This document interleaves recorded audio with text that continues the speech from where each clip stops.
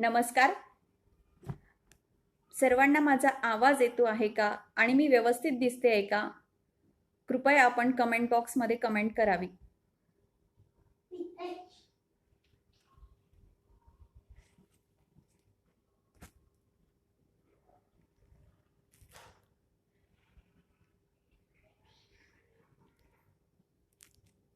नमस्कार.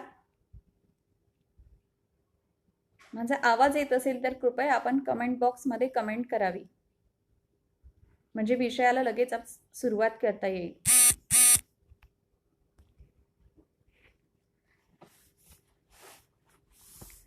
ठीक आहे. नमस्कार. शब्दछंद फेसबुक समूह आयोजित ऑनलाईन व्याख्यानमाला पुष्प 11वे मध्ये मी योगिता पाकले सर्व रसिकांचं मनपूर्वक स्वागत करते. आणि आजच्या या शुभदिनी सुंदर अशा सणाच्या उत्सवाच्या निमित्ताने मी सगळ्यांना दसऱ्याच्या विजयादशमीच्या खूप खूप शुभेच्छा देते. रसिका हो, विषयाला सुरुवात करण्यापूर्वी जागर नारी शक्तीचा जो आपल्या व्याख्यानमालेचा जो आपण कार्यक्रम व्याख्यानमाला जी सुरू केली आहे तिच्या विषयाच्या अनुषंगाने मी एक मुद्दा आज आपल्यासमोर मांडणार आहे आणि त्यानंतरच मी विषयाला माझ्या मुख्य विषयाला सुरुवात करणार आहे. जागर नारी शक्तीचा या विषयावर आपल्या या व्याख्यानमालेमध्ये तीन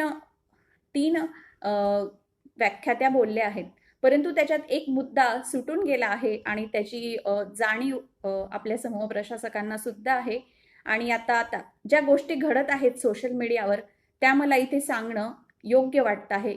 कारण जेव्हा एखादी स्त्री कलाकार सोशल मीडियावर येऊन प्रबोधनात्मक मेसेज देते किंवा अन्य तिचे कुठली कला जर सादर करत असेल तर बऱ्याचदा असं होतं, कुठल्याही फेसबुक ग्रुप असो किंवा इतर सोशल मीडिया असो, तर त्या कार्यक्रमाला अनुसरूनच पुरुष वर्गाने तरी कमीत कमी प्रतिक्रिया द्याव्यात असं मला वाटतं. कारण कार्यक्रम भलताच असतो आणि वेगळ्याच प्रतिक्रिया आपल्याला तिथे पाहायला मिळत असतात. मग त्यावेळी स्त्रीने सोशल मीडियावर राहावं की नाही आणि राहिलं तर कशा प्रकारे राहावं हा प्रश्न सुद्धा उपस्थित होत असतो.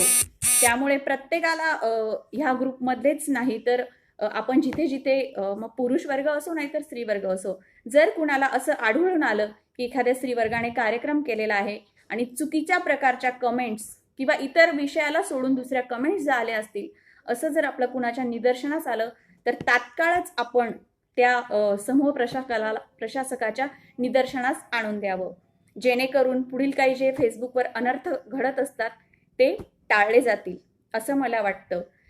तर कृपया सर्वांनी याचा आवर्जून विचार करावा, कारण आज तो हॉट टॉपिक झालेला आहे आजच्या लॉकडाऊनच्या काळात. असं मला वाटतं की फेसबुकवर मग खूप मोठा प्रश्न उपस्थित होईल की स्त्रियांनी कार्यक्रम करायचेच नाहीत का, किंवा त्यांनी व्यक्त कसं व्हावं, किंवा आता आपले स्टेज कार्यक्रम सुद्धा बंद आहेत त्यामुळे त्यांनाही मुक्त व्यासपीठ मिळावं.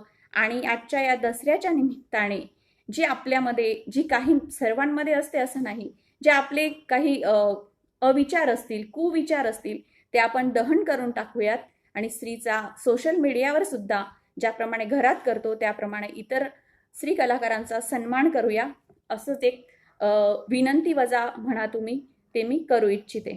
धन्यवाद. आता आपण मुख्य विषयाकडे वळणार आहोत. आजचा माझा विषय मी घेतलेला आहे की जीवनात कृष्ण भेटायलाच हवा. आता बऱ्याच जणांना वाटलं असेल की नक्की काय असेल, की कृष्ण भेटायला हवा म्हणजे नक्की काय. अनेक प्रश्न, कारण हा विषय, हे वाक्य माझ्या डोळ्यासमोर आलं 1 महिन्यापूर्वी की नाही आपण हा विषय घ्यायला हवा. कारण आध्यात्मिकरित्या कृष्ण बऱ्याच जणांना माहिती आहे, परंतु त्याचा आजच्या या सामाजिक जीवनात किंवा रोजच्या जीवनाशी वास्तवाशी संबंध आपण जोडणं गरजेचं आहे.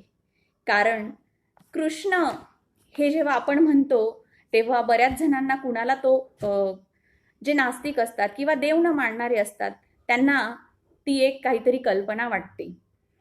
जे अगदी ईश्वर भक्त असतात त्यांना तो सद्गुरू वाटतो, जगद्गुरू वाटतो. कुणाला तो प्रेमिकांना तो सखा वाटतो. म्हणजे प्रत्येक वळणावरती कृष्ण प्रत्येकाला हा समजत जातं, ते समजून घेत असतात कृष्णाला त्या प्रकारे. परंतु कृष्ण म्हणजे नेमकं काय? आता तो कोण आहे नक्की? तो देव आहे, ती कल्पना आहे, कृष्ण नीती आहे, की एक योद्धा आहे, की तत्वज्ञानी आहे? अशा सगळ्या प्रकारचे जे गुण आहेत ते आपण या माझ्या व्याख्यानामार्फत मी तुम्हाला सांगण्याचा प्रयत्न करणारच आहे. कारण जीवनामध्ये जर आपल्याला कृष्ण भेटायचा असेल तर आधी कृष्ण ही संकल्पना समजून घेणं खूप महत्त्वाचं आहे असं मला वाटतं.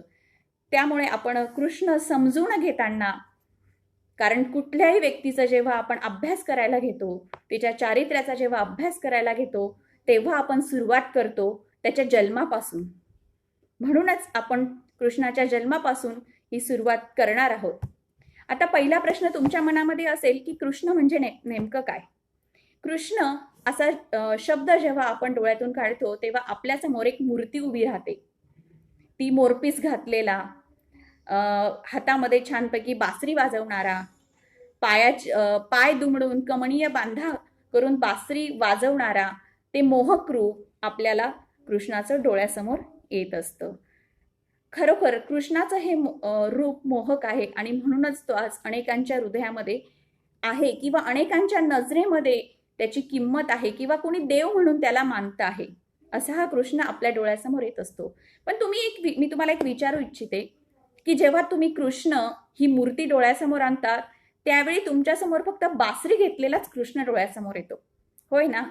सुदर्शन चक्र घेतलेला येतो का? तो नंतर येईल, पण तो कदाचित नंतरची पायरी असेल तुमची. परंतु जेव्हा तुम्ही कृष्ण हा डोळ्यासमोर आणता तेव्हा फक्त आणि फक्त हातात बासरी घेतलेला कृष्णच आपल्याला डोळ्यासमोर येत असतो. कारण रसिक हो, बासरी म्हणजे प्रेम. जेव्हा तो बासरी वाजवायचा तेव्हा सगळं अगदी प्राण्यांपासून तर पूर्ण लहानांपासून तर वृद्धांपासून पर्यंत तो सगळ्यांना आपल्या जवळ आणायचा. बासरी हे खरं तर तेव्हाच प्रेमाचं प्रतीक आहे आणि प्रेम प्रत्येकाला हवं आहे, प्रत्येकाला आवडतं. आणि सुदर्शन चक्र जरी एका बोटामध्ये तो धरत असला, कारण सुदर्शन चक्र म्हणजे जीवांची हत्या आहे. कारण युद्धामध्ये जीव घेतला जातो आणि प्रेमात जीव ओवाळून टाकला जातो. म्हणूनच प्रत्येकाला, प्राणी मात्रांपासून तर प्रत्येक व्यक्तीला प्रेम हे जीवनामध्ये आवश्यक आहे. आणि म्हणूनच आपल्याला सर्वात प्रथम ती कृष्णाची मूर्ती आठवते, ती फक्त बासरी घेतलेला कृष्णाची. आता आपला पुढचा मुद्दा आहे तो कृष्ण जन्म केव्हा घेतो? आपल्याला सगळ्यांना माहिती आहे की कृष्णाचा जन्म कसा झाला आहे. कृष्णाचा जन्म झाला ज्यावेळी ढगांचा गडगडाट होता, काळोख सगळीकडे पसरलेला होता, विजली कडाडत होती आणि अशा वेळी मध्यरात्री कृष्णाने जन्म घेतला. बघा, जेव्हा कृष्ण हा अवतार जर आपण समजला तर त्याच्या जन्मापासूनच तो आपल्याला संदेश देतो. संदेश का? की जेव्हा जीवनामध्ये अंधार दाटतो, निराशेचं वातावरण पसरतं, उदास वातावरण सगळीकडे असतं, आपत्तींचा पाऊस पडतो, त्याचप्रमाणे दुःख, दैन्याचे, काळे मेघांचे सावट आपल्या जीवनामध्ये येतात, तेव्हा कृष्ण जन्म घेत असतो. म्हणजे कृष्णाने तेव्हाच जन्म घेतला, कारण त्याला सांगून जायचं होतं की मी जन्म केव्हा घेईन. यदा यदा हि धर्मस्य ग्लानिर्भवति भारत. म्हणजे जेव्हा जेव्हा तुमच्या जीवनामध्ये संकट येतील किंवा समाजामध्ये अंधकार माजेल, स्वीकृती नसून विकृती निर्माण होतील, विकार निर्माण होतील, त्यावेळी कृष्ण जन्म घेईल. आणि त्याच्या जन्मानेच त्याने दाखवून दिलं की मी तेव्हा जन्म घेत असतो. रसिको, आपल्या मनामध्ये अनेक प्रवृत्ती, सहज प्रवृत्ती असतात. जसं आपण म्हणतो की आपल्याला 2 मन असतात, एक अंतर्मन आणि एक बाह्य मन. तर जेव्हा आपल्याला एखादा निर्णय घ्यायचा असेल किंवा एखादी कृती करायची असेल, बऱ्याचदा होतं आपलं, बऱ्याचदा मी तर म्हणते रोजच म्हणतं, अगदी छोटीशी गोष्ट जरी करायची असेल तरी आपले 2 मन आपल्याला खुणावत असतात की हे करू की नको, करू की नको. अशा वेळेस काही निर्णय तर असे असतात की आपण निर्णयापर्यंत पोहोचूच शकत नाही. अशा योग्य वेळी निश्चयात्मक निर्णय आपला होऊ शकत नाही आणि मग तिथे जन्म होतो आपल्या एका ध्येयाचा. आणि जिथे ध्येयाचा जन्म होतो तिथेच कृष्ण जन्म होतो, असं मला इथे सांगावंसं वाटतं. आता कृष्ण म्हणजे काय? तुमची एक व्याख्या इथे तयार होते की तुमच्यामध्ये जेव्हा ध्येय निर्माण होतं, काहीतरी करायची उर्मी येते, तुम्ही कन्फर्म असता एखाद्या निर्णयावरती, ही शक्ती जी निर्माण होते तेव्हा कृष्णाचा जन्म होत असतो. म्हणजे कृष्णाचं दिव्य तेज हे आपल्या जीवनात यायला हवं, हाच एक संदेश इथे आपल्याला कृष्ण हा देऊन जात असतो. कृष्ण जेव्हा जेव्हा आनंद घेतो, कृष्ण जेव्हा जेव्हा आनंद आपल्याला देतो, जेव्हा जेव्हा कृष्णाचा जन्म होतो तेव्हा तेव्हा आपल्याला आनंद मिळत असतो. आता कृष्ण जन्म घेतो म्हणजे काही संकल्पना, तुमच्या सर्व बऱ्याचशा प्रश्नांची उत्तरं माझ्या प्रत्येक मुद्द्यामध्ये तुम्हाला कळतील, कारण प्रत्येक मुद्दा हा मी एकमेकाशी गुंफत तुम्हाला सांगणार आहे. भारत देशामध्ये अनेक रत्न होऊन गेले, नररत्न होऊन गेलेत, अनेक विभूती होऊन गेल्यात आणि अनेक अवतार सुद्धा होऊन गेले. परंतु भारत देशातील रत्नात शोभणारा कौस्तुभमणी म्हणजेच कृष्ण आहे. खऱ्या अर्थाने कृष्ण पूर्ण अवतार आहे. आता कृष्ण पूर्ण अवतार का आहेत, त्याची अनेक कारणे आहेत आणि म्हणूनच ती आपण जाणून घेणार आहोत. जेव्हा आपण राजनीतीमध्ये पडतो, म्हणजे राजकारणामध्ये पडतो, तेव्हा रात्रंदिवस राजकारणात जो रमतो तो निरपेक्ष हा राहूच शकत नाही. म्हणजे त्याला काहीतरी राजकारणाचे खेळ खेळताना संस्कृतीच्या कार्यापासून, सामाजिक कार्यापासून तो कुठेतरी लांब जात असतो, दूर जात असतो. परंतु कृष्ण हा नररत्नातील कौस्तुभमुनी असण्याचं एक कारण असं आहे, कृष्ण त्याला अपवाद आहे. तो एक उत्तम राजनीतिज्ञ होता, परंतु त्याचं ध्येय हे उदात्त होतं. त्याला सामाजिक ऐक्य घडवून आणायचं होतं. त्याला खरा धर्म काय आहे हे सांगायचं होतं. कारण धर्म ही संकल्पना जेव्हा येतो तो कुठला एका धर्म नाही, हिंदू, मुस्लिम किंवा शीख, इसाई हा धर्म नाही, तर माणुसकीचा धर्म, सत्याचा धर्म त्याला जगामध्ये प्रस्थापित करायचा होता. आणि जेव्हा जेव्हा धर्मावर आक्रमण होतं किंवा धर्माला धोका पोहोचतो तेव्हा तेव्हा कृष्ण जन्म घेतो. हे आपण पहिल्यांदाच बघितलं. परंतु तो एक उत्तम राजनीतिज्ञ सुद्धा होता, की राजकारण कसं असावं याचा उत्तम नमुना हा आपल्याला कृष्णाने समजून सांगितले आहे. त्याच्या अनेक कृतींमधून त्यांनी दाखवून दिलेला आहे आपल्याला. आणि जो राजकारणात पडतो तो संस्कृतीचं कार्य करू शकत नाही, परंतु कृष्णाने ते करून दाखवलं आहे. हे एक कारण तो पूर्ण अवतार आहे हे सांगण्याचं आहे. पूर्वीच्या काळी जर आपण म्हटलं, एखादी रूढी परंपरा ही चालू असते अनेक वर्षांपासून, तिच्यामध्ये आपल्याला अचानक जर बदल करायचा असेल तर तो एकट्याने बदल शक्य होत नाही. त्याला निर्माण करावी लागते ती संघटना. आणि ही संघटना निर्माण करण्यासाठी आपल्याकडे पॉवर लागते, कुठलं तरी पद लागतं, आपल्याला पैसा लागतो. परंतु हे सगळं काही नसताना सुद्धा एक संघटना निर्माण करता येते आणि समाजामध्ये बदल घडवता येतो, हे कृष्णाने दाखवून दिलं. ही कृष्णाची लीला आहे. कृष्णाच्या आपण म्हणतो बाललीला, कारण जेव्हाच तो लहान होता तेव्हाच त्याने गोकुळामध्ये अशी संघटना निर्माण केली. कोणाची केली तर गवळी मुलं जे होते त्या साध्या मित्रांना, साध्या मुलांना त्याने स्वतःकडे आकर्षून घेतलं. कर्षती आकर्षती इति कृष्ण, जो खेचतो, आकर्षून घेतो तो कृष्ण.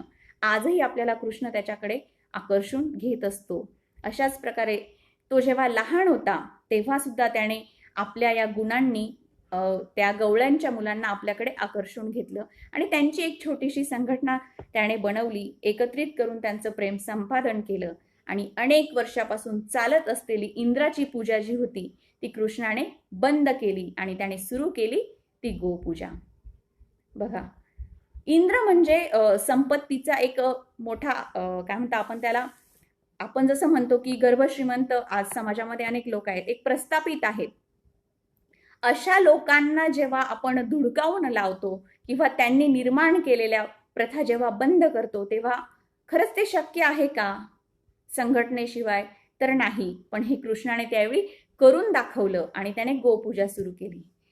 गो म्हणजे गाय, गायीची पूजा त्यांनी सुरू केली. तर गाय आपल्याला माहितीच आहे, आईच्या दुधानंतर गायीचं दूध हे सर्वश्रेष्ठ मानलं जातं. आणि इंद्र काय करतो आपल्यासाठी? काहीच करत नाही. तर जे करते, ह्या गोकुळामध्ये जेवढे सगळे लहान मुलं आहेत किंवा जे सगळे लोक राहतात ते कुणाच्या दुधावर धष्टपुष्ट झालेले आहेत किंवा त्यांचा जीवनचरितार्थ कशावर चालतो तर या गायीवर चालतो. त्यामुळे पूजा कोणाची करायला हवी? या गायीची पूजा करायला हवी असं त्याने पटवून दिलं. परंतु जेव्हा जेव्हा आपण हा बदल घडवत असतो त्यावेळी तसंच झालं. कंस, जरासंध हे जे राजे होते त्यांच्या स्वाभिमानाला, अभिमानाला कुठेतरी धक्का पोहोचला की इंद्राची पूजा बंद झाली, की आता उद्या आपल्यावर सुद्धा अशी काहीतरी वेळ येऊ शकते, म्हणून ते हादरून गेले होते. आणि एवढ्याशा कृष्णाने हे करून दाखवलं. यातून बघा, तुम्ही कृष्णाला काहीही म्हणा, देव माना नाहीतर मानू नका, परंतु त्याने संदेश, त्याचा जो संदेश आहे तो अनेक काळानुकाळपर्यंत टिकून राहणारा आहे. की संघटना करण्यासाठी तुमच्यामध्ये दिडकी नसेल तरीही चालेल, परंतु तुम्हाला जे काम करायचं आहे त्याविषयी तुमची निष्ठा ही असली पाहिजे. तुमचं ध्येय हे उदात्त असलं पाहिजे. आणि जेव्हा तुम्ही एखादं काम निष्ठेपूर्वक करतात, त्याच्यामध्ये जीव ओतून देतात, आणि तुमचं कार्य हे संस्कृतीसाठी असेल, सामाजिक ऐक्य निर्माण करण्यासाठी असेल, तर तुम्हाला असे साथ देणारे अनेक मिळतात. त्यासाठी तुम्हाला कुठल्या पैशाची गरज नाही ना सत्तेची गरज नाही. हाच संदेश आज युगानुयुगे आपल्याला उपयोगी पडणारा असा हा संदेश कृष्णाने दिला आहे, आणि आपण त्यातून हेच घ्यायला हवं. त्याची दुसरी लीला कृष्णाची जी आहे ती सांगता येईल इथे. त्याने बकासूर आणि अधासूर या असुरांचा त्याने वध केला. तेही अगदी लहान वयात असतानाच केलेला आहे. तर त्यामध्ये आपल्याला सांगता येईल की अध म्हणजे पाप आणि बक म्हणजे दंभ. जिथे जिथे ज्या व्यक्तींमध्ये, ज्या समाजामध्ये पाप आहे, दंभ आहे, दांभिकपणा आहे, अशा लोकांचा, अशा वृत्तींचा नाश हा आपण वेळीच करायला हवा. कारण विकारी आणि विषारी त्यांचे जे गुण असतात ते समाजामध्ये पसरू नये, हेच जो कार्य करत असतो त्याच्या मनामध्ये असतो. आणि अशा विकारी लोकांचा जर आपण वेळीच नाश केला नाही तर समाजामध्ये अनर्थ घडत असतो. आणि हेच कृष्णाने दाखवून दिलं की बकासूर आणि अधासुराचा त्याने वध केला. म्हणजेच परिणामी समाजामध्ये जे पाप होतं, जो दंभ होता, त्याचा त्याने नाश केलेला आहे.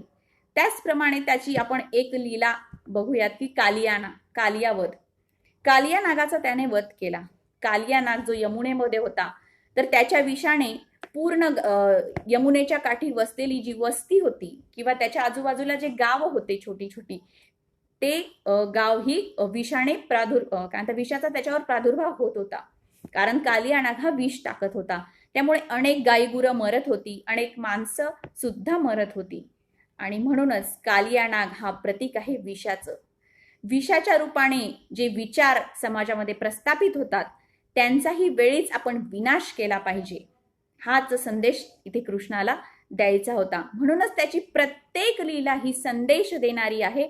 आणि तो संदेश हा फक्त त्या काळापुरताच मर्यादित होता असं नाही, आजच मर्यादित राहे असं नाही. तो वर्षानुवर्ष आणि काळानुकाळ सगळ्यांसाठी तो महत्वाचा आहे. म्हणूनच कृष्ण आज जिवंत आहे असं आपण म्हणत असतो. कारण कृष्णाच्या रूपाने आपल्या जीवनामध्ये अनेक व्यक्ती येत असतात. मी ते पुढे सांगणारच आहे की कृष्ण म्हणजे नेमकं काय. त्याआधी आपण कृष्णाच्या ह्या लीला समजून घेत आहोत. तर त्याने इंद्रपूजा बंद करून गोपूजा सुरू केली. अधासूर, बकासूर या असुरांचा नाश केला. कालिया नागाचा त्याने वध केला. अशा या त्याच्या बाललीला होत्या आणि त्या बाललीलांमधूनच त्याने संदेश दिला. त्याची बाललीला म्हणजे आपण त्याला माखन चोर म्हणतो. लोण्याची चोरी हा कृष्ण करत होता. तर लोणी म्हणजे नवनीत, अर्क आणि सार. तर प्रत्येक घरामध्ये साररूपी असं घेण्यासारखं खूप काही असतं. आणि ते सार म्हणजे प्रत्येक घरातून आणलेलं लोणी आहे. आणि हे लोणी काय करायचे पूर्वीच्या काळी गोकुळामध्ये, हे सगळं घरीच गायी होत्या, पण हे सगळं लोणी जे दुधा तुपाचे जसे पदार्थ व्हायचे ते सगळे मथुरेमध्ये जायचे आणि घरातली बालक ही कुपोषित राहत होती. हा एक मुद्दा येथे सांगण्यासारखा आहे की आपल्याच घरामध्ये असलेल्या गायींचा जर आपल्या मुलांसाठी उपयोग होत नसेल तर त्याचा काहीच अर्थ नाही आहे असं कृष्णाला वाटत होतं. हेच दूध तूप खाऊन आपल्याच गोकुळातील जी मुलं आहेत ती धष्टपुष्ट व्हायला हवी असं कृष्णाला वाटत होतं. आणि म्हणूनच त्याने लोण्याची चोरी करायला सुरुवात केली. हा एक मुद्दा इथे सांगता येईल की जे आपलं हे ते दुसऱ्याला विकायचं आणि आपण कुपोषित राहायचं, कुठला न्याय हा. आणि म्हणूनच लोण्याची चोरी केली. पण लोण्याची चोरी त्याने एकट्याने केली का? नाही. तिथेही त्याची संघटना होती. म्हणजे कुठलंही चांगलं काम करताना संघटना ही किती महत्वाची आहे हे त्याने त्याच्या प्रत्येक लीलेमधून जगाला एक नवीन संदेश दिलेला आहे. त्याचप्रमाणे मी सांगितलं की लोणी म्हणजे नवनीत, अर्क आणि सार. प्रत्येक घरामध्ये काहीतरी घेण्यासारखं असतं, काहीतरी शिकण्यासारखं असतं आणि आपण ते घेतलं पाहिजे. त्याची चोरी म्हणजे चोरी करणं नव्हे, चोरी हा इथे शब्द अयोग्य आहे असं मला वाटतं. तर तिथे काहीतरी घेण्यासारखं आहे. प्रत्येकाकडनं आपण म्हणतो ना, आपण चांगले गुण हे वेचावे लागतात. प्रत्येकाकडे काहीतरी शिकण्यासारखं असतं आणि प्रत्येक घरातून काहीतरी घेतलं पाहिजे. हाच संदेश हा श्रीकृष्णाला यातून द्यायचा होता आणि तोही आपण आज लक्षात ठेवला पाहिजे. त्यानंतर राम, आपण जर बघितलं आपल्या संस्कृतीचे 2 उद्गाते किंवा हिंदू संस्कृती ज्या 2 नररत्नांच्या खांद्यावर मांडीवर खेळते आहे ते म्हणजे राम आणि कृष्ण. कौटुंबिक ऐक्य नजरेसमोर ठेवून रामाने समाज विकासाचा रस्ता दाखवला. बघा, रामाने काय केलं की कौटुंबिक ऐक्य नजरेसमोर ठेवलं आणि समाज विकासाचा रस्ता त्याने दाखवून दिला कुटुंबामधूनच.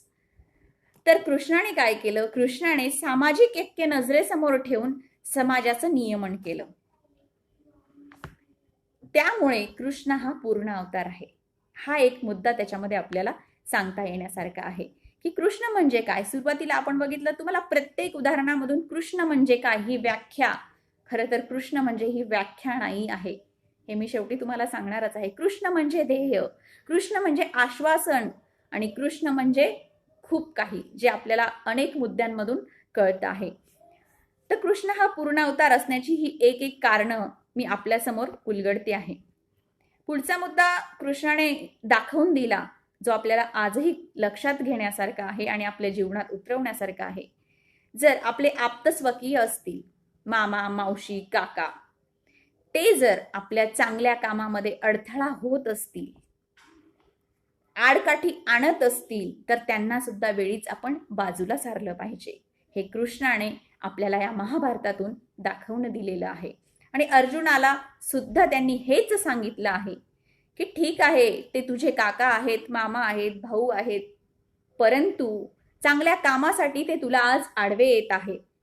आणि ज्या ज्या वेळी आपण जेव्हा एखादा यज्ञ करतो, विचारांचा यज्ञ, समाजात बदल प्रस्थापित करण्याचा यज्ञ करतो आणि त्या यज्ञामध्ये असे अडथळे येतच राहतात, मग ते आपलेच लोक सुद्धा असू शकतात, पण त्यावेळी ते आपले आहेत म्हणजे भावनेपेक्षा आपण कर्तव्याला महत्त्व द्यायला हवं, हा संदेश आपल्याला कृष्णाने या महाभारतामधून दिलेला आहे.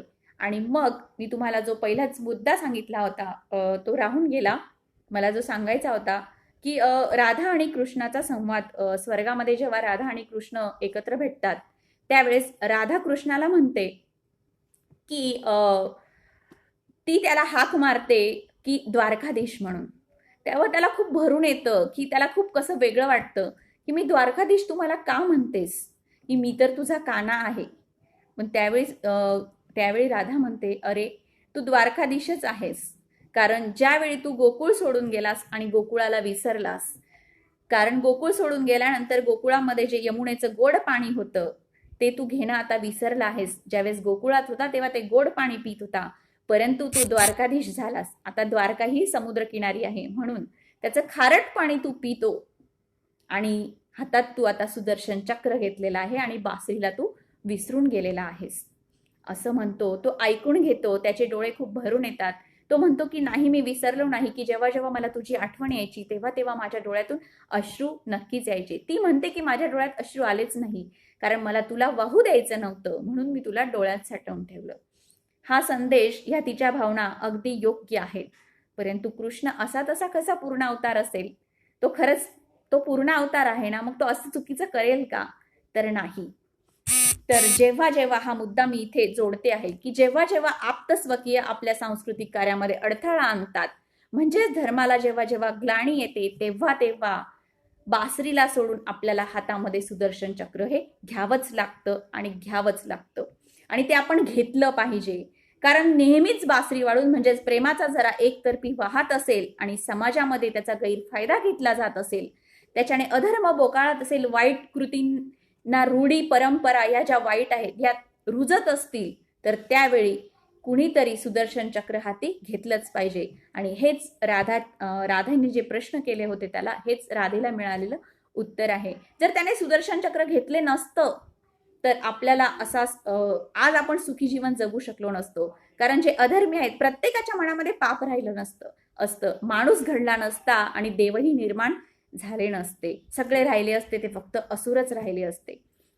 त्यामुळे सुदर्शन चक्र हे वेळीच घेणं सुद्धा किती महत्वाचं आहे आणि कान्हाचा द्वारकाधीश कसा झाला हे त्याने उलगडून दाखवलेलं आहे. आपल्याला इथे महत्वपूर्णरित्या सांगितलेलं आहे. त्याचप्रमाणे दुसरा पुढचा मुद्दा कृष्णाने आपल्याला समजवला आहे, तो म्हणजे वैयक्तिक आपली प्रतिष्ठा असते किंवा निष्ठा असते. बरेच जण आपण शपथ घेतो, आता काही शपथेची तशी महत्व राहिलेलं नाहीये, पण पूर्वी खूप होतं. आता खूप कमी लोक आहेत जे शपथ घेतलेली मानतात किंवा ते वचन पूर्ण करतात, ती शपथ खरी घेतात. परंतु पूर्वी या गोष्टींना खूप महत्व होतं की वैयक्तिक प्रतिष्ठा आणि निष्ठा जर आपल्याला हानी पोचवत असतील, जर तुम्ही कितीही शपथ घेतलेली असू द्यात, कुणाला कुठलंही वचन दिलेलं असू द्यात, परंतु जर त्या तुमच्या कार्यामध्ये अडथळा आणत असतील किंवा तुम्हाला त्यांची अडचण होत असेल पुढे पाऊल टाकण्यासाठी, तर त्याला जीवनामध्ये मुळीच थारा देऊ नका. आणि हाच सिद्धांत कृष्णाने पांडवांना समजावला आणि म्हणूनच पांडवांचा विजय झालेला आहे. उदाहरणादाखल घ्यायचं तर महाभारतात भीष्म प्रतिज्ञा. भीष्माने प्रतिज्ञा केली होती की मी हस्तिनापूरच्या सिंहासनाशी एकनिष्ठ राहील. मग त्याच्यासमोर किती अधर्म बोकाळत होता तरी सुद्धा तो त्याची निष्ठा जी होती हस्तिनापूरच्या सिंहासनाची ती सोडत नव्हता किंवा त्याने ते वचन जे दिलेलं होतं ते सोडत नव्हता तो. मग कृष्णाला इथे हेच सांगायचं, अहो तुमच्या समोर अधर्म चाललेला आहे, वाईट गोष्टी घडत आहेत, कुणावर तरी अन्याय होत आहे, तो अन्याय सुद्धा तुमच्या लाडक्यांवर होत आहे, ज्यांनी धर्माचा रस्ता कधीही सोडलेला नाही आहे, तरी तुम्ही गप्प बसताहेत, तरी तुम्ही तुमची भीष्म प्रतिज्ञाच पुढे ढकलता आहेत, कसं व्हायचं. त्यावेळी मग अर्जुनाला त्यांनी समजावलं आणि ते अर्जुनाला समजावणं म्हणजे प्रत्यक्षपणे आपल्या पूर्ण जगाला समजवण्यासारखं आहे. अर्जुन फक्त निमित्त मात्र होता आणि त्याच्यातून भगवद्गीतेचा जन्म झाला आहे. की एक गीत आहे, भावगीत आहे, पांडुरंग शास्त्री आठवले यांच्या भावगंगेतलं. ते सांगेल की पांडवांपुढे कौरव होते, तुझ्या पुढे हा काळ खडा. त्यावेळेस पांडवांपर्यंत समोर कौरव होते म्हणजे जे चुकीच्या गोष्टी करत होते, आपला अधिकार आपल्याला मिळवून देत नव्हते आणि आपला गैरफायदा घेत होते, असे लोक होते. आज पण आपल्या समोर हा काळ उभा आहे, तेव्हा आपण त्या काळामध्ये कसं वागलं पाहिजे हा संदेश कृष्णाने त्याच वेळी दिलेला होता. आणि आपण तो घेत नाही आणि चुकीच्या गोष्टीच कृष्णाच्या सांगून कृष्ण हा किती वाईट होता हे आपण सांगत असतो. त्याच्यासाठी म्हणूनच सांगते, आधी कृष्ण हा जाणून घ्या, समजून घ्या. कृष्ण हा एक विचार आहे जो अनादी काळापासून अनंत काळांपर्यंत टिकणारा एक संकल्पना आहे, हा विचार आहे आणि तो विचार डावलून आपल्याला चालणार नाही, तो जीवनात आपल्याला आणायलाच हवा. दुसरं एक होतं की निष्ठा होती कर्णाची, त्याचा मित्र जो होता दुर्योधन, तर त्याची दुर्योधनावरती निष्ठा होती की नाही हा माझा मित्र आहे, त्याने मला एकदा मदत केली म्हणजे तो जे सांगेल मी ती करतच राहायचं, ही त्याने निष्ठा ठेवली होती. पण त्याच्यासमोर त्याला सगळं कळत होतं, हे जे घडतं हे चुकीचं घडतं, हे घडायला नको आहे. पण एका निष्ठेसाठी आणि अजून कर्ण म्हटलं होती की जोपर्यंत भीष्म रणांगणामध्ये आहे तोपर्यंत मी उतरणार नाही. परिणाम काय झाला आपल्याला माहितीच आहे. त्यामुळे आपण आपली निष्ठा, आपलं वचन मान्य आहे, कुणाला कितीही दिलं असेल, पण त्याच्यामध्ये इतकंही अडकू नका की आपल्या डोळ्यासमोर आपल्या चुकीच्या गोष्टी घडत आहेत. कारण आपण कितीही सरळ असलो तरी वळणावर आपल्याला वळावंच लागतं आणि जे वळत नाहीत त्यांचं शीर हे धडापासनं वेगळं होत असतं. त्यामुळे आपण आपल्या वागण्यामध्ये आपण कोणाला किती वचन दिलेलं आहे, किती शपथ घेतलेली आहे, किती प्रण केलेला आहे, याला त्यावेळी महत्व उरत नाही. द्रोणांनी सुद्धा हेच केलं की मी हस्तिनापूरचा एक गुरु आहे म्हणून हस्तिनापूर जे जे करत राहील त्याच्यामध्ये मी सहभागी होईल. ते तर गुरु होते हो, त्यांना तर चांगलं वाईट सगळं माहिती होतं, परंतु सुद्धा ते अधर्माच्या बाजूने उभे राहिले. आणि मग अर्जुनाला हे समजावून सांगावं लागलं, परिणामी पांडवांना सांगावं लागलं की खरंच हे जे आहे, जी निष्ठा आहे ही किती चुकीची आहे. शेवटी विजय हा सत्याचाच होणार आहे, त्यामुळे तुला लढावंच लागेल. आणि आपणही आयुष्यात या गोष्टींसाठी लढलं पाहिजे. नाही तर बऱ्याचदा असं होतं की आपलाच नातेवाईक गुन्हा करतो आणि आपण त्याला पाठीशी घालत असतो. त्या गुन्हेगारापेक्षा आपण जास्त डबल गुन्हेगार होतो, कारण आपण त्याने जो गुन्हा केलेला असतो त्याला पोटात घालत असतो. तर हे आपण करता कामा नये, कारण आपल्या बुद्धीला ते पटण्यासारखं नाही आणि ते संस्कृतीसाठी घातक आहे, या समाजासाठी ते घातक आहे. त्यामुळे आपण त्याच्यावर आवाज उठवला पाहिजे. भले तो आपला रक्ताचा भाऊ का असेना, बहीण का असेना, कुणी का असेना, त्यावेळेस आपल्या निष्ठा, आपलं नातं हे बाजूला ठेवून आपण कर्तव्याला श्रेष्ठ मानलं पाहिजे. हा एक मोठा संदेश कृष्ण आपल्याला येथे देऊन जातो आणि म्हणून तो खऱ्या अर्थाने पूर्णावतार आहे. त्यानंतर पुढचा मुद्दा मी इथे सांगू इच्छिते की जीवनामध्ये भाव खूप महत्वाचा आहे. कुठल्याही गोष्टीची भाव आहे. आता बरेच जण म्हणतात की माझी खूप प्रतिष्ठा आहे समाजामध्ये, किंवा एखाद्याचं असं वजन असतं समाजामध्ये की मला खूप किंमत आहे, माझ्याजवळ खूप पैसा आहे, त्याच्यामुळे जे काही आहे समाजामध्ये चाललेलं किंवा जे मला हवं ते मी मिळवू शकतो माझ्या पदाच्या बळावरती, माझ्या पैशाच्या जोरावर, माझ्या प्रतिष्ठेच्या जोरावरती. आणि आपल्याला देव सुद्धा विकत घेण्याचा प्रयत्न लोक करत असतात. अशा वेळी आपल्याला कृष्ण हा मोठा संदेश देऊन जातो एका प्रसंगातून की जेव्हा युद्ध होणार आहे हे जेव्हा निश्चित होतं, त्यावेळेस दुर्योधन त्याच्याकडे जातो. ज्यावेळेस त्याला शकुनीच सांगतो की जा त्याच्याकडे काहीतरी माग, त्याची जी सेना आहे ती सगळी मागून घेतो, म्हणजे विजय हा आपलाच होईल. त्यावेळी कृष्ण त्याला ती सेना देऊन टाकतो आणि त्यानंतर मग तो जेव्हा पंचपक्वान्नांचं किंवा 56 भोग असलेलं जेवणासाठी तो निमंत्रित करतो कृष्णाला. परंतु त्याला माहिती असतं इथे जेवण करणं हे उचित नाही. त्यामुळे लक्षात ठेवा रसिक हो, कुठे काय म्हणतात ना आपण, बसायला कोणी पाठ दिलं, आपण कोणत्या पाटावर बसावं, कोणत्या ताटावर बसावं हे सुद्धा आयुष्यामध्ये लक्षात ठेवायला हवं. त्याने देऊन टाकली त्याची सेना, पण त्याच्याकडे जेवण केलं नाही, तर जेवण केलं त्याने विदुराच्या घरी.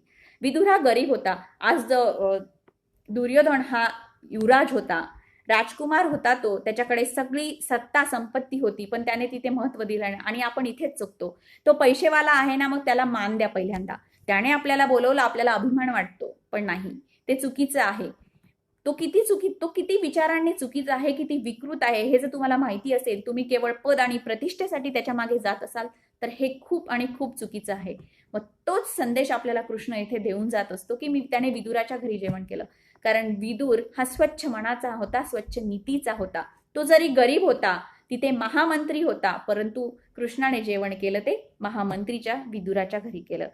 त्यानंतर दुसरी गोष्ट इथे सांगता येईल की जेव्हा सत्यभामा असते, तिला तिच्या सौंदर्याचा खूप गर्व झालेला असतो आणि त्यावेळेस ती म्हणते की माझा सौंदर्याचा गर्व आहे, माझ्याकडे इतकी संपत्ती पण आहे की मी माझ्या नवऱ्याची सुद्धा तुला करते. ती सगळी संपत्ती टाकते एका पारड्यामध्ये, तराजूच्या दुसऱ्या पारड्यामध्ये कृष्णाला बसवते, पण ते पारडं काही हालतच नाही. म्हणजे तुमचा भाव, तुमच्या पतिप्रेमाच्या भावापेक्षा तुम्ही जर त्या प्रेमाला तुम्ही सौंदर्यामध्ये आणि संपत्तीमध्ये तोलण्याचा प्रयत्न करत असाल, ते अयशस्वी होतं. हे कृष्णाने इथेही दाखवून दिलं.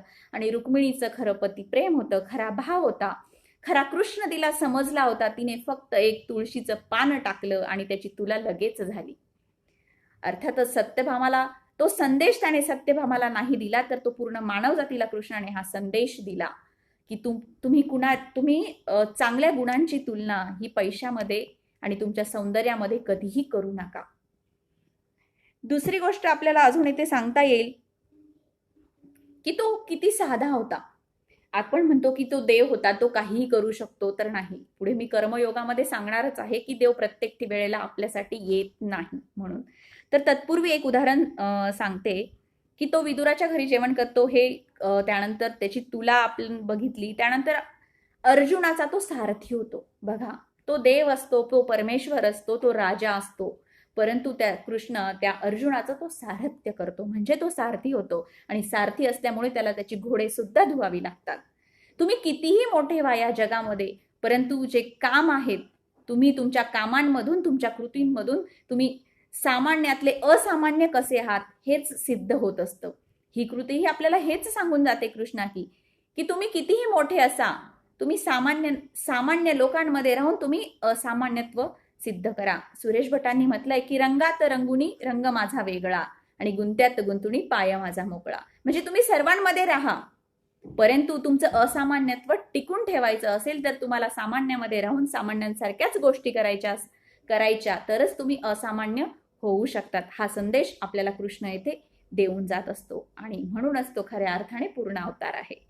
पुढचं आहे, त्यानंतर जेव्हा राजसूय यज्ञ केला युधिष्ठिराने, त्यावेळेस तिथे पत्रावळी टाकायचं काम, वाढायचं काम हे कृष्णाने केलं.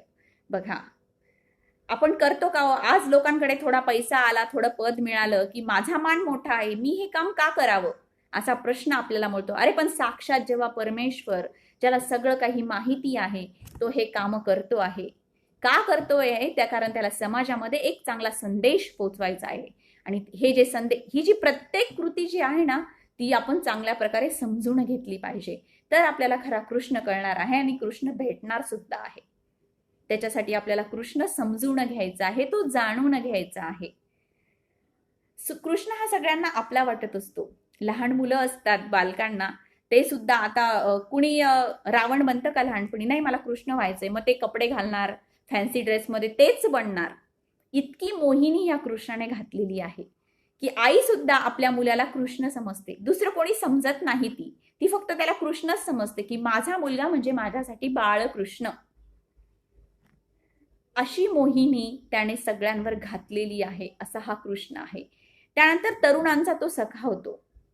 कारण जेव्हा प्रेमाचा विषय येतो तेव्हा आम्हाला राधाकृष्णच आठवतात. परंतु राधाकृष्णाचं प्रेम हे अजरामर होतं आणि त्याला काय संदेश द्यायचा होता हे मी लगेचच तुम्हाला पुढच्या मुद्द्यामध्ये सांगणार आहे. की तरुणांना तो सखा वाटतो, वृद्धांचा तो विसावा असतो. मग ते गीता वाचायला सुरुवात करतात, कारण तेव्हा सुद्धा कृष्ण त्यांना मदत करत असतो. आणि वार्धक्याची निराशा, त्यांच्यामध्ये जे वार्धक्याची निराशा आलेली असते, त्यावेळेस त्याने त्याच्या जीवनामध्ये आशेचा वारा फुंकला आहे, तो भगवद्गीतेच्या रूपामधून. म्हणजे प्रत्येकासाठी तो आपलासा असणारा, आपला वाटणारा हा श्रीकृष्ण आहे.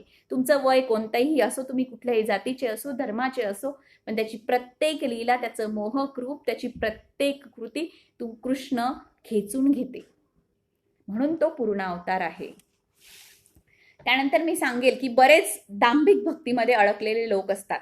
तुम्ही देव माना नका म्हणू, हा तुमचा विषय आहे. परंतु काही लोक दांभिक भक्ती करतात. भक्ती करावी पण ती डोळस असावी. अंधश्रद्धेच्या नावाखाली लोक आज काहीही करतात. कृष्ण देव आहे म्हणून त्याच्यासाठी खूप काही अनेक प्रकार आपल्याला समाजामध्ये भोंदूगिरी दिसत असते. त्यालाच दांभिक भक्ती असं म्हणतो. की बरेच जण असतात किंवा काही नास्तिक लोक पण असतात. काही वाईट प्रसंग एखाद्या व्यक्तीवर घडला, बोलवा ना मग तुमच्या कृष्णाला, आता का नाही आला तो, असा प्रश्न अशा लोकांच्या मनामध्ये निर्माण होत असतो. किंवा दांभिक भक्त असतात, ते विचार करता असेर हली तर देईल खाटल्यावरी. अरे तो हातपायच हलवणार नाही तर तो हरी तरी काय करेल तुझ्यासाठी. त्यामुळेच श्रीकृष्णाने कर्मयोग समजावला आहे. असे म्हणणाऱ्यांसाठी त्याने कर्मयोग समजावलाय. कारण आपल्याला परमेश्वराने वेगळं बनवलंय इथे पशुपक्षींपेक्षा. कारण त्याने मन आणि बुद्धी आपल्याला दिलं आहे. ती काय उगाचच दिली आहे का? 2 हात 2 पाय दणगट बाहू दिलेले आहेत. तर त्याची अपेक्षा हीच आहे, तू कर्म करत राहा, तुला एक ना एक दिवस त्याचं फळ नक्की मिळेल. आणि तू जेव्हा कर्म करशील त्या कर्मामध्येच मी तुझ्या सोबत आहे. तू काहीच न करणार नाही, तू काही शिकणारच नाही, तर त्याच्यात मी तरी काय करणार आहे. खरं तर तो हे सगळं काही करू शकतो, सगळ्यांना सुंदर आयुष्य देऊ शकतो. पण कर्म म्हणजे काय हा सिद्धांत तो याच्यातून कसा देणार आहे? देव खरंच सगळं काही करेल, त्याच्या हातात सगळं आहे. पण कर्म आपण कसं करायचं, कसं कर्माचं महत्व लोकांना कधी पटेल? कष्टासाठी. अरे तुम्हाला मन आणि बुद्धी मी कशासाठी दिली आहे? मग मी सगळ्यांनाच पशु बनवलं असतं ना. की तुम्ही काहीतरी वेगळा विचार करू शकता, काहीतरी कर्म करू शकतात, समाज क्रांतीचं काम करू शकतात, संस्कृतीचा उद्धार करू शकतात. म्हणून मी तुम्हाला मन आणि बुद्धी आणि 2 हात 2 पाय दणगट दिलेले आहेत. हीच अपेक्षा आहे. त्यामुळे अशा लोकांना मला सांगावंसं वाटतं की तुम्ही फक्त देव येईल, देव आहे हो, तो तुमच्या पाठीशी आहे, पण तुम्ही कर्म करत राहा. कदाचित बऱ्याचदा असं होतं, आपण खूप कष्ट करतो आणि एक पायरी अशी येते ज्यापासून आपण बॅकआउट होतो. आणि तीच खरी आपली पायरी असते, ज्यावेळेस आपल्याला पूर्णत्व मिळणार असतं. त्यामुळे शेवटपर्यंत एखाद्या ध्येयासाठी, चांगल्या गोष्टीसाठी लढत राहा. नक्कीच तुम्हाला यश हे तिथे मिळणार आहे. यासाठी एक उदाहरण सांगते. एक मुलगा आणि वडिलांचं उदाहरण आहे. वडील त्या मुलाला म्हणतात, मी आज तुला खूप मोठा धडा देणार आहे. तर मुलाला पण वाटतं काहीतरी शिकवणार आहेत आपल्याला वडील. तर मग वडील मुलाला सांगतात, तू भिंतीवर चढ. त्याला येत नसतं, पण ते म्हणतात की नाही तू प्रयत्न कर. तो खूप घाबरत असतो की मी भिंतीवर चढलो तर मी पडून जाईल. त्यावेळेस त्याला वडील म्हणतात, अरे बिंदास चढ, तू पडला तर मी तुला खाली झेलून घेणार आहे. त्याच्यामुळे तो डोळे लावतो, डोळे लावून भिंतीवर चढतो, 2-3 पावलं जातो आणि वडील लगेच बाजूला होऊन जातात आणि धाड दिशी खाली पडतो. त्याला खूप राग येतो वडिलांचा की तुम्ही मला खोटं सांगितलं. त्यावेळेस वडील त्याला सांगतात, अरे तू डोळे लावून भिंतीवर चढलास, डोळे लावून माझ्यावर तू विश्वास ठेवलास, हे चुकीचं आहे. तू तुझ्या स्वकर्तृत्वावर चढ, डोळे उघडे ठेवून चढ, तरच तुला भिंतीवर चढता येणार आहे. आणि अशा भिंत आपल्याला जीवनामध्ये अनेक चढायच्या असतात. त्यामुळे आपण देवावर विसंबून राहू, त्याचाच आधार जर शोधत बसू तर आपण जीवनात यशस्वी कधीच होणार नाही. त्यामुळे कर्म करणं हे सगळ्यात आधी महत्वाचं आहे. कारण भक्तीची पहिली पायरी सुद्धा कर्म करणं आहे. कर्मातून तुमची भक्ती ही भगवंतापर्यंत पोहोचत असते. तुम्ही चांगलं कर्म करत राहा. जे तुम्हाला मन, बुद्धी, 2 हात 2 पाय दिलेले आहेत त्याचा योग्य प्रकारे तुम्ही वापर करा. आणि जर खूप खचलेच तुम्ही आधार, त्यावेळेस तुमचा आशेचा किरण बनून कृष्ण तुमच्या जीवनात येणारच आहे. पण त्यासाठी तुम्हाला आधी कर्मावर विश्वास ठेवायला हवा, प्रयत्न हे करायला हवेत. हाच संदेश आपल्याला कृष्णाने येथे दिलेला आहे.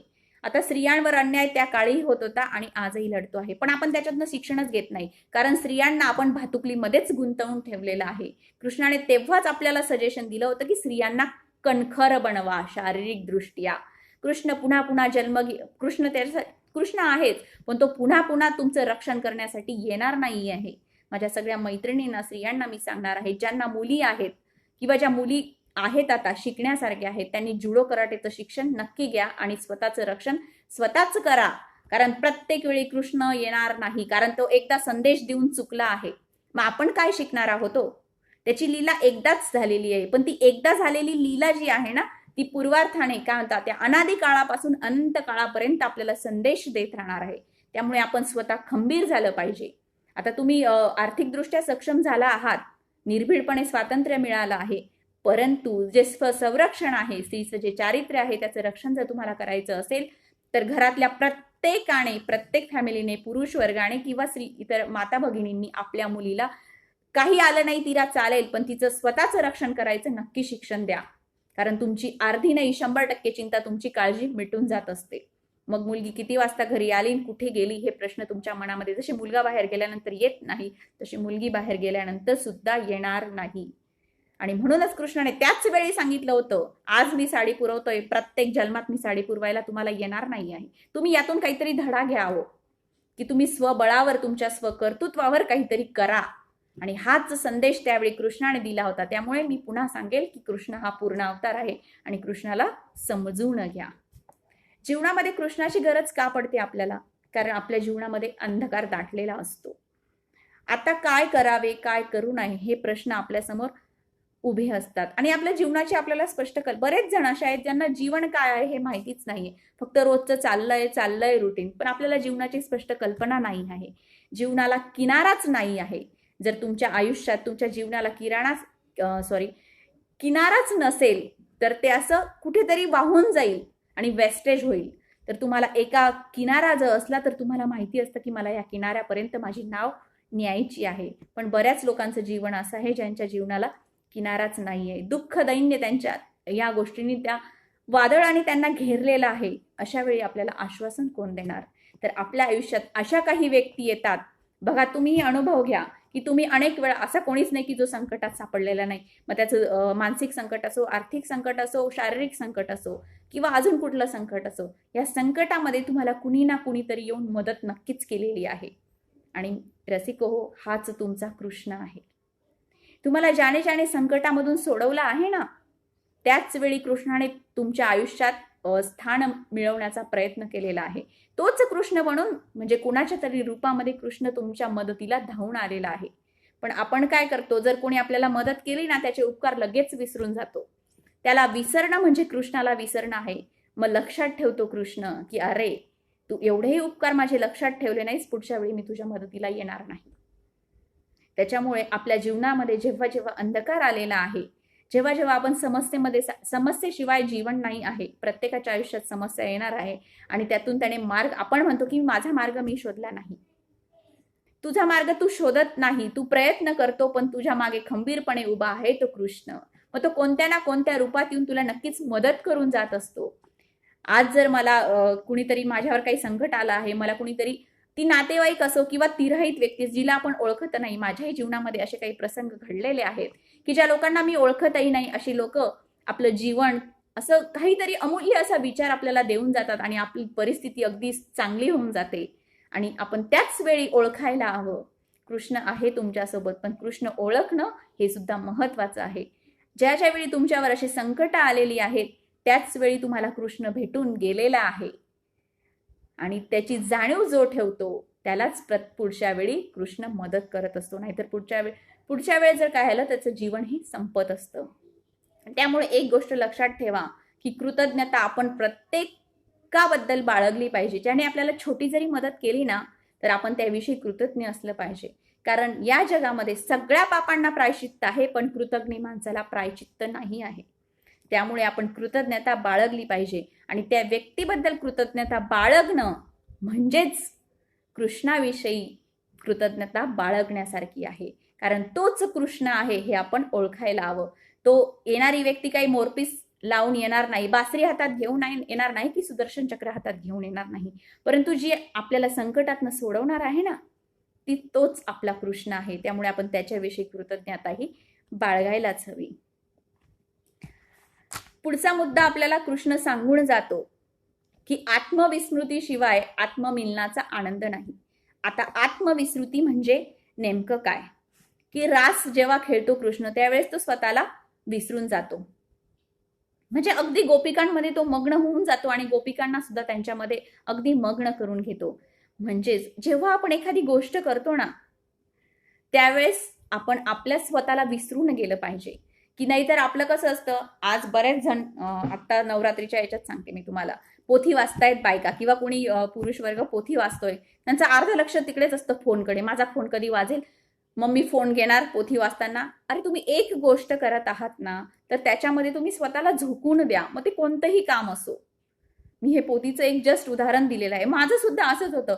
मग कोणाचा फोन येईल, मग कचरावाला बेल वाजवेल का, मग दूधवाला येईल का, किंवा मुलगा काही हाक मारेल का, मग ती पोथी आम्ही तिथे सोडून देणार आणि वेगळं करत जाणार आणि परत पोथी, किंवा ते वाचता वाचता एक वाक्य इथे श्लोक वाचणार, दुसरं वाक्य मुलाशी बोलणार, अशी आमची अवस्था असते. त्यामुळे कृष्ण सांगून जातो. म्हणून रास खेळताना सुद्धा तो किती मग्न होऊन जातो, तल्लीन होऊन जातो त्याच्यामध्ये. त्याच्यामुळे कृष्ण सांगतो की तुम्ही जी गोष्ट करत आहात, कोणतीही गोष्ट करा तुम्ही, त्याच्यामध्ये तुम्ही स्वतःला विसरून जा, स्वतःला झोकून द्या त्यामध्ये, तर ती तुम्हाला त्या गोष्टीचा आनंद मिळणार आहे. आपण म्हणतो की मी देवाचे इतके पाठ केले किंवा मी इतके एखाद्या गोष्टीसाठी इतकं मन लावून केलं. तुम्ही मन लावून करत नसतात.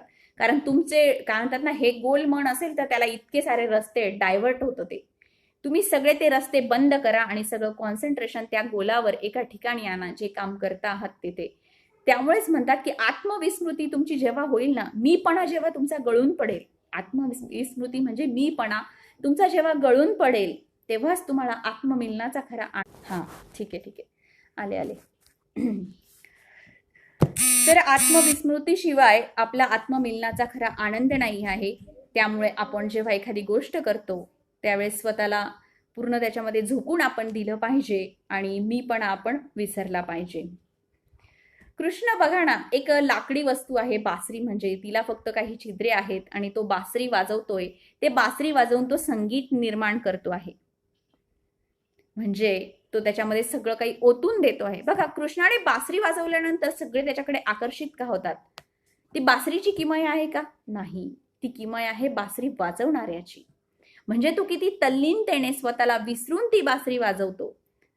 म्हणजे कोणतंही काम करताना सुद्धा आपण हेच केलं पाहिजे, हे इथे कृष्ण आपल्याला सांगतो आहे.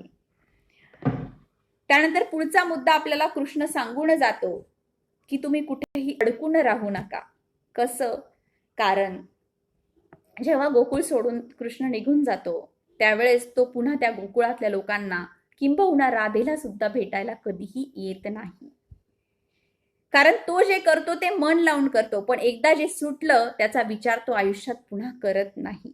इथेच एक प्रेमाचा विषय मला सांगावा असा वाटतो. प्रत्येकाचं प्रेम, तारुण्यातील प्रेम आहे असं नाही, तर कुठलंही प्रेम घ्या, कुठल्याही नात्यांमधील प्रेम घ्या, तर आपण काय करतो, प्रेम हे मन लावून केलेलं असतं, अगदी मन लावून. पण आपण तर प्रेम सारखं आपल्या डोक्यातच असतं आणि कदाचित ते आपल्याला आपल्या प्रगतीसाठी बाधा ठरत असतं.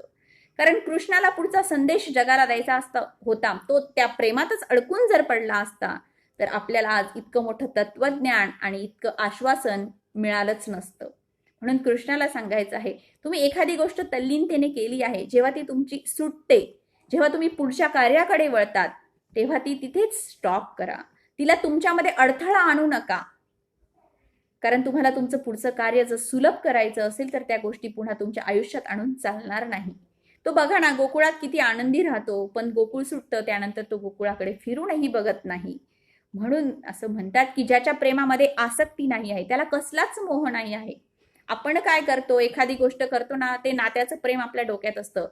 प्रेम म्हणजे आपल्या अपेक्षा आहेत, आपल्या ईर्ष्या आहेत. खरं तर प्रेम म्हणजे आपण जे करतो ना, कुणावरही करतो, ती आपली अपेक्षा आहे त्या प्रेमामध्ये. पण राधाकृष्णाच्या प्रेमाने कुठल्याही ईर्ष्या नाहीये त्याच्यामध्ये आणि कुठल्याही अपेक्षा तर मुळीच नाही आहेत. की ह्या व्यक्तीने किंवा कृष्णाने माझ्यासाठी हे केलं पाहिजे किंवा राधेने माझ्यासाठी हे करायला हवं. आपण प्रत्येक नात्यामध्येही हेच लक्षात ठेवायला हवं. आपलं नातं कुठलंही असो, पती पत्नीचं नातं असो किंवा घरात आई मुलाचं नातं असो, आपलं त्याच्यामध्ये काय आहे, ईर्ष्या आहे. मला का नाही विचारलं तू, मग मी आहे ना घरामध्ये, किंवा मग माझं काहीतरी अपेक्षा आहे, तू त्या अपेक्षेस पूर्ण उरली नाही. या गोष्टी आपण टाळायला हव्यात. हेच आपल्याला कृष्ण समजून जात असतो आणि म्हणूनच कृष्ण आणि राधेला आपण प्रेमाचं प्रतीक का मानतो, कारण त्यांच्या प्रेमामध्ये आसक्ती कधीच नव्हती. म्हणूनच म्हटलं आहे की ज्याच्या प्रेमामध्ये आसक्ती नाही आणि ज्याच्या क्रोधामध्ये सुद्धा डंक नाही आहे. ज्यावेळी कृष्ण चिडला असेल किंवा त्याने अधर्माविरुद्ध काहीतरी शस्त्र उचललं असेल, त्यावेळेस त्याचा क्रोध आहे, पण त्याचा क्रोध सुद्धा सात्विक आहे. आपला क्रोध कसा असतो, आपला क्रोध म्हणजे जमदग्नीचा अवतार. आपण त्या क्रोधामध्ये एखाद्याचा खून सुद्धा करून टाकतो, एखाद्याला मारून टाकतो, असा आपला क्रोध असतो. पण त्यावेळेस कृष्ण म्हणतो तुम्ही क्रोध नक्की करा, पण त्याच्यावर सुद्धा आपला संयम असला पाहिजे. म्हणजे क्रोधामध्ये डंख नाही आहे. म्हणून म्हणतात की ज्याच्या प्रेमामध्ये आसक्ती नाही आणि ज्याच्या क्रोधामध्ये डंख नाही, असा महान कर्मयोगांचा आदर्श म्हणजे कृष्ण आहे. आणि म्हणून कृष्ण पूर्णावतार आहे. किती गोष्टी जीवनाचा आपण आता एक एक पाऊल टाकतोय जीवनाकडे, त्या प्रत्येक पायरीवर मार्गदर्शन केलेली एक व्यक्ती आहे, ती म्हणजे कृष्ण. त्यासाठी आपण हा कृष्ण समजून घेतला पाहिजे. कृष्ण म्हणजे नेमकं काय काय बघा, तत्वज्ञानाचा द्रष्टा, अध्यात्माचा उद्गाता, त्यानंतर कृष्ण म्हणजे कल्याण, कृष्ण म्हणजे आनंद, कृष्ण म्हणजे जीवनाचा सुगंध, कृष्ण म्हणजे नृत्य, त्या नृत्यामध्ये सगळ्यांनी हरकून जावं असं ते नृत्य आहे. यशस्वी मुत्सद्दी आहे तो, त्यानंतर विजयी योद्धा आहे, भक्तवत्सल आहे, तसाच ज्ञानियांची आणि जिज्ञासूंची जिज्ञासा पूर्ण करणार आहे, असा हा कृष्ण आहे. काय काय सांगावं कृष्णाबद्दल. बघा, कृष्णाला मृत्यूचं सुद्धा भय नव्हतं. तो देव होता, पण तरी सुद्धा त्याने मृत्यू हा स्वीकारला. कारण कुठलीही जन्माला आलेली व्यक्ती ही अमर नाही, हेच कृष्णाला सांगून द्यायचं होतं. त्यामुळे आपण आसक्ती ठेवली पाहिजे. कुठल्याही गोष्टीला काहीतरी बंधन असलं पाहिजे. मोहात अडकता आपण कामा नये. हेच कृष्णाचा मृत्यू सुद्धा आपल्याला शिकवून जात असतो. बघा रसिक हो, कृष्णाच्या जन्मापासून तर मृत्यूपर्यंत सगळं जीवन त्याचा जीवनपट जो आहे तो आपण समजून घ्यायला हवा.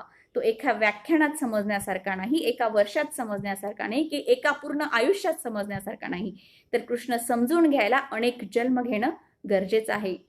तरी सुद्धा आपण कृष्णाचा एक अंश जरी समजून घेतला तरी सुद्धा खूप आहे. तर आता आपण माझ्या शीर्षकाकडे वळणार आहेत की तर मग कृष्ण भेटायलाच हवा. हो, तो तुम्हाला भेटणार आहे, पण तुमच्याकडे जर कृतज्ञता असेल तर तुम्हाला त्याची जाणीव नक्कीच हवी. कृष्ण आपल्याला भेटतो जेव्हा अंधकार आपल्या जीवनामध्ये येतो, तेव्हा तो आपल्याला नक्कीच भेटत असतो, पण तो आपण ओळखायलाही हवा, नाही का? कारण त्याच्यासाठीच आपल्याला मन आणि बुद्धी दिलेली आहे. ती कशासाठी दिली आहे की तू ओळख की मी आता आलोय तुझ्या मदतीला, हे आपण ओळखायला हवं. यासाठी कृष्ण समजून घेऊया. आपल्या आयुष्यामध्ये प्रयत्नवादी असणाऱ्यांना तर कृष्ण भेटतोच हो, तो फक्त आपण ओळखायला हवा. निराशाच्या गर्तेत असताना, आपत्तीत असताना अचानक कुणीतरी आपल्याला मदत करतं, आपल्या आयुष्यामध्ये आशेचा किरण दाखवतं. आणि होय, तोच तो कृष्ण आहे. तो मानवात असतो, मानवाच्या अनेक रूपांमध्ये आपल्याला भेटत असतो. अशा कृष्णाबद्दल आपण जीवनात कृतज्ञताही बाळगायला हवी. निसर्ग नियमाप्रमाणे. आणि बघा ना, आपण जर कृतज्ञता बाळगली किंवा एखाद्यासाठी काही मदत केली तर निसर्ग नियम आहेच, जेव्हा आपण एक गोष्ट दुसऱ्याला देतो तितक्याच वेगाने आणि दुप्पट आपल्याकडे ती परत येत असते. त्यामुळे आपण कृतज्ञता ठेवावी आणि दुसऱ्यासाठी सुद्धा कधीतरी कृष्ण बनून जावं. कारण आपण एकदा चांगली गोष्ट केली तर त्याच्या दुपटीने आपल्याला चांगलं कोणत्या ना कोणत्या रूपामध्ये हे मिळत असतं. आणि हे काय म्हणतात, मिथ्य नाही तर हे सत्य आहे, ते शाश्वत आहे आणि ते काय म्हणतात त्याला निसर्ग नियम आहे, तो त्याला आपण बदलू शकत नाही. त्यामुळे आपण बरेच म्हणतात की ह्या पुराणातल्या वांगी आहेत की आपण दुसऱ्यासाठी केलं पाहिजे वगैरे. नाही, तो निसर्ग नियम आहे. कारण तुम्ही बघा ना, चेंडूचा भिंतीवर आपटला तितक्याच वेगाने, त्याच्या दुप्पट वेगाने तुमच्याकडे येतो आहे.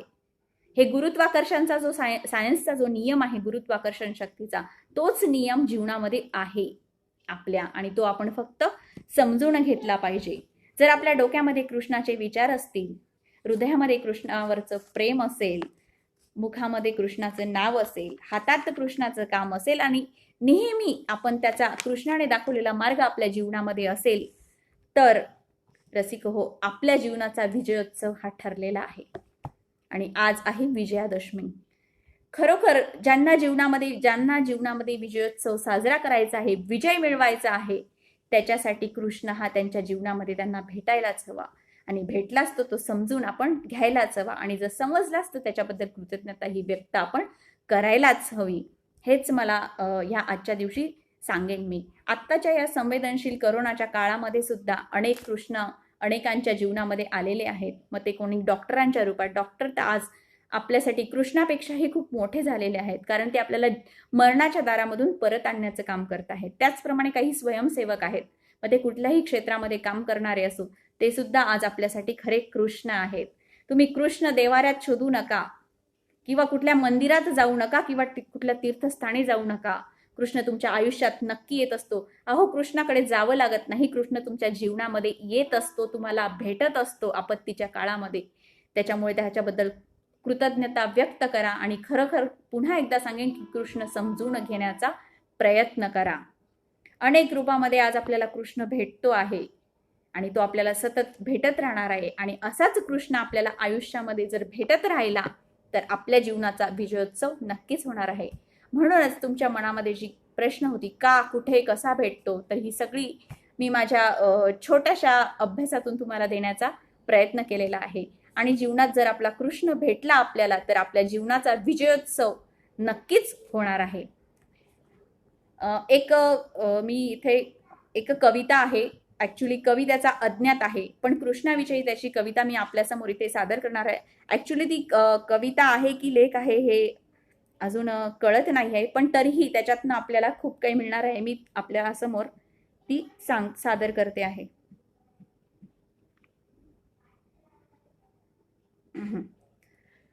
कृष्ण हा आपल्याला प्रत्येक वळणावर भेटायलाच पाहिजे. आयुष्यात प्रत्येक वळणावर कृष्ण आपल्याला भेटायलाच पाहिजे. मनातलं बोलायला, लिहिलेलं वाचायला. बघा किती खरोखर आहे की कृष्ण खरं केव्हा केव्हा भेटावासा वाटतो आपल्याला, की मनातलं बोलायला, लिहिलेलं वाचायला, रेखाटलेलं दाखवायला. खरोखर लहान मुलाला सुद्धा वाटतं ना, मी काहीतरी करतो आहे तर हे कुणीतरी बघितलं पाहिजे. लहान मुलाला काय, अहो आपल्याला सुद्धा वाटतं, आपण व्याख्यान देतोय, आपल्या व्याख्यानाला कुणीतरी हजेरी लावावी हे आपल्यालाही वाटतं. म्हणजे अशा वळणावर सुद्धा आपल्याला कृष्ण भेटायला हवा अशी आपली एक अपेक्षा असते. म्हणून म्हटलं आहे की मनातलं बोलायला, लिहिलेलं वाचायला, रेखाटलेलं दाखवायला आणि कधी गायलेलं ऐकायला हक्काचा सवंगडी असलाच पाहिजे. आणि म्हणूनच प्रत्येकाला कृष्ण जीवनामध्ये भेटायलाच पाहिजे. मुळात नात्यांच्या पलीकडे भावबंध जोडणारा. आपण फक्त भावबंधामध्येच अडकून पडलेलो आहोत, भाऊबंधकीत अडकून पडलेलो आहोत, रक्ताच्या नात्यांमध्ये अडकलेलो आहोत. परंतु याच्या व्यतिरिक्त सुद्धा एक हक्काचा सवंगडी आपल्याला मिळायलाच पाहिजे आणि जीवनात कृष्ण भेटायलाच पाहिजे. लहानपणापासून जपलेल्या अनेक नात्यांची जपवणूक करता करता आपलं वय वाढत असतं आणि त्या नात्यांचं काळाप्रमाणे आपले अर्थ बदललेले असतात. बघा, लहान असतो आपण, आई आपल्याला किती जवळची वाटते, परंतु आपण जसं जसं मोठं होत जातो तसं आईबद्दलची जी आपली भावना असते, जी आपुलकी असते, ती सुद्धा वयामानाने कमी होत जाते. परंतु तसंच ते पूर्वीचं निर्व्याज अबोध नातं पुन्हा जमायला पाहिजे आणि याकरताच आपल्याला आयुष्यात कृष्ण हा भेटायलाच पाहिजे. तो कृष्ण तीही असू शकते, ती असू शकते म्हणजे आपली पत्नी असेल, आपली आई असेल, जी आपलं आयुष्याचा मार्ग सावरणारी असेल. म्हणून म्हटलं आहे की तो कृष्ण ही तीही असू शकेल. आपल्या मनातनं सारं जाणणारी ती असते. कधी आपलं खोलवर मन रित करता आलं पाहिजे, असा हक्काचा विश्वासाचा कृष्ण जीवनात भेटलाच पाहिजे. आपल्या आजूबाजूला तो सापडेल असं नाही, जोडीदारामध्ये तो गवसेलच असंही नाही. कुणीतरी जवळचं कृष्ण असण्याची भावना ही उर्मी देणारी पाहिजे. कुणीतरी जवळचं कृष्ण असण्याची भावना ही उर्मी देणारी पाहिजे. मात्र कधी मनाचा पेंद्या झाला नाही पाहिजे. सुंदर विचारांची रम्य मुरली छेदणारी तो आयुष्यात प्रत्येकाला कृष्ण भेटलाच पाहिजे. खरंच त्या मुरलीधराकडे मुरली होती का, हा प्रश्न सुद्धा कधी कधी जर आपण विचार केला तर पडतो की खरंच त्या मुरलीधराकडे मुरली होती का, की अनेकांच्या मनात रुंजणारी ती आश्वस्त मैत्री होती का. त्याच्या अस्तित्वाने अनेक मनातून उमटत असाव्यात आनंद लहरी. त्याच्या अस्तित्वानेच अनेक मनातून उमटत असाव्यात आनंद लहरी. बघा, खूप सुंदर मुद्दा इथे घेतलेला आहे की खरंच ती मुरली होती का, की फक्त कृष्ण होता म्हणून आपल्याला म्हणतात ना, अदृश्य स्वरूपामध्ये एक शक्ती असते. त्या कृष्णाच्या शक्तीकडेच आपण इतकं आकर्षिलो गेलेलो आहोत की ती मुरली सुद्धा आपल्याला ती मुरली वाटते. पण खरंच ती मुरली होती का, की ती एक आनंद लहर होती आणि त्याचीच एक वेळेत असावी रुंजणारी मुरली. असं येथे म्हणतात की अनेकांच्या मनामध्ये मुरणारा तो मुरली मनोहर. अनेकांच्या मनामध्ये मुरणारा तो मुरली मनोहर प्रत्येकाला भेटायलाच पाहिजे. आणि आयुष्यामध्ये प्रत्येकाला कृष्ण हा भेटायलाच पाहिजे. आयुष्यामध्ये प्रत्येकाला कृष्ण हा भेटायलाच पाहिजे. रसिको हो, मी तुम्हाला सांगितलं कृष्ण हा एका जन्मात समजवण्यासारखा नाही आणि समजण्यासारखा सुद्धा नाही आहे. परंतु माझ्याकडे अजून खूप काही मला सांगायचं आहे, व्यक्त व्हायचं आहे, पण आपल्याकडे वेळेची मर्यादाही आहे. तरी मी 2-5 मिनिटं सरांच्या परवानगीने बोलू इच्छिते की श्रीकृष्णाला सगळं जण हे महाज्ञानी चतुर समजतं. परंतु त्याची प्रत्येक लीला आणि प्रत्येक कृती जेव्हा आपण जाणून घेतो खऱ्या अर्थाने, तेव्हा आपल्याला खरा कृष्ण हा उलगडत जातो.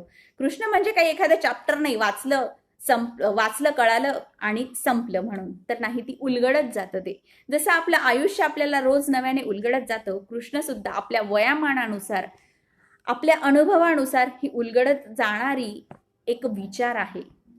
हा असा विचार आहे जो पूर्वीही होता आणि आपल्या अनेक वर्षानंतर अनंत काळापर्यंत सुद्धा टिकून राहणार आहे. असा हा कृष्ण हा एक विचार आहे. त्यामुळे आपण तो समजून घेतला पाहिजे आणि जाणून घेतला पाहिजे. ठीक आहे, तुमच्या आयुष्यात तुम्हाला कृष्ण भेटलेलाच आहे आणि जिथे जिथे यत्र योगेश्वर कृष्ण यत्र पार्थ धनुर्धरा तत्र श्री विजयो वृत्तिधृता नीती मर्ती नितम. म्हणजेच काय तर अधर्मावर धर्माचा विजय, अंधकारावर प्रकाशाचा विजय आणि दुर्गुणांवर सद्गुणांचा विजय, अज्ञानावर ज्ञानाचा विजय आणि द्वेषावर प्रेमाचा विजय शिकवणारा हा कृष्ण जेव्हा तुमच्या आयुष्यामध्ये जिथे जिथे असेल तेव्हा सगळेच विजय तुमच्या पदरामध्ये पडतील. आणि विजयादशमीच्या निमित्तानेच मी ही प्रार्थनाही करते की प्रत्येकाला आयुष्यात कृष्ण भेटायलाच हवा, तो आपण जाणून घ्यायलाच हवा आणि प्रत्येकाला त्याच्या आयुष्यामध्ये असेच कृष्ण भेटत राहो. तेव्हाच खऱ्या अर्थाने आपल्या आयुष्याचा जीवनाचा विजयोत्सव साजरा होणार आहे. आणि विजयादशमीच्या निमित्तानेच हा विजय उत्सव मी कृष्णाच्या माध्यमातून आपल्यासमोर उलगडला आहे आणि तो प्रत्येकाला भेटावा अशी आशा व्यक्त करते. कारण आनंदाचा विजयोत्सव हा कृष्ण समजून घेण्यात आहे, तो सगळ्यांनी समजून घ्यावा. पुनश्च एकदा सगळ्यांना विजयादशमीच्या आणि आपल्या उत्तुंग अशा विजयासाठी कृष्णाच्या या चरित्रातून तुम्हाला शुभेच्छा देते. आणि पुन्हा एकदा मी सर्वांचे इथे आभार मानते. आपण सगळेजण उपस्थित राहिलात आणि मेन मला इथे व्यासपीठ उपलब्ध करून दिलं ते आदरणीय छंदचे समूह प्रशासक ज्ञानेश्वर काळे सरांनी, त्यांचेही मी मनपूर्वक आभार मानते. आणि ही आजच्या व्याख्यानाला मी इथे विराम देते. खरं तर विचारांचा हा जो प्रवास आहे तो कधीही न संपणारा आहे. कृष्णाच्या जीवनाप्रमाणेच आपले विचार आहेत आणि आपलं जीवन म्हणजेच कृष्ण आहे. तो आपण असाच उलगडत राहणार आहोत अनेक वेगवेगळ्या विषयांच्या माध्यमातून. तेव्हा पुन्हा आपण असंच भेटत राहणार आहोत. तुर्तास मी सगळ्यांना धन्यवाद देते आणि येथेच थांबते. पुनश्च सर्वांचे एकदा आभार.